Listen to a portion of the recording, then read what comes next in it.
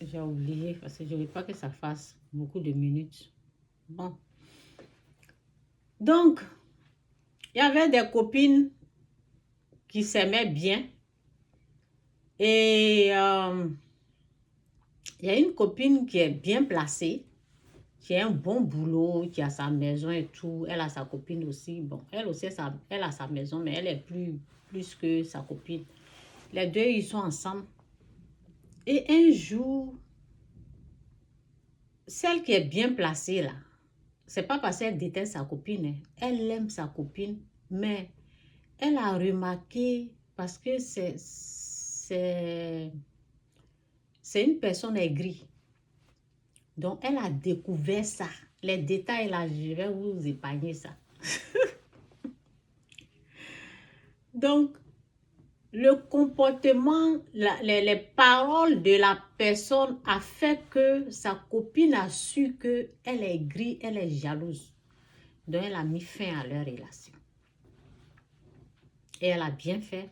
Parce que, au fait, si elle ne met pas fin à la relation, elle s'est aussi vue en danger. Parce que tu peux pas, moi par exemple, si je remarque que, si j'ai vu une personne jalouse, je ne vais pas te laisser venir à côté de moi.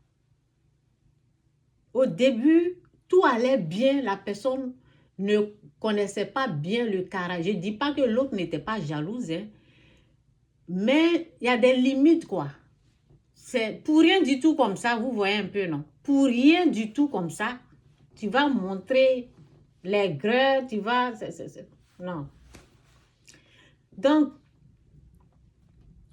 sa copine, sa meilleure copine a su que, façon qu'elle est là, elle peut me faire la même chose. Donc, elle a fermé sa porte. Ne viens plus ici. Les détails là, je ne vais pas rentrer dedans parce que j'ai même un peu oublié même parce que ça fait longtemps. Donc, c'est ça. Quand on découvre quelqu'un jaloux, une personne aigrie, jalouse à côté de nous, c'est un danger. Parce que les gens là, ils sont aveuglés, souvent il y a des méchantes paroles qui vont sortir de leur bouche. Vous voyez? Donc, je vous ai montré un peu. On peut choisir ce qu'on veut penser.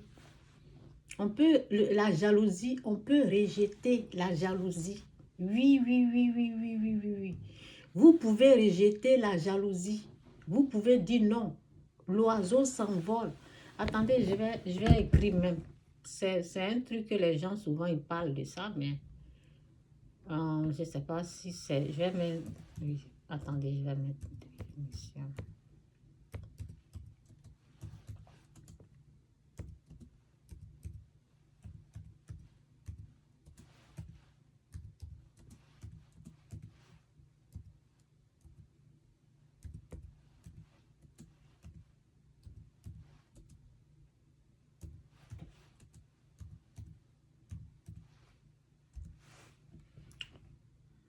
Je ne sais pas si ça va sortir, mais je pense que... Je ne sais pas. Il parle d'autre chose. Bon, c'est dit, l'oiseau peut s'envoler. Je vais retrouver ça une fois là. Les gens, souvent, quand ils parlent de la jalousie, ils parlent de ça aussi. Attends, on dirait que c'est ici.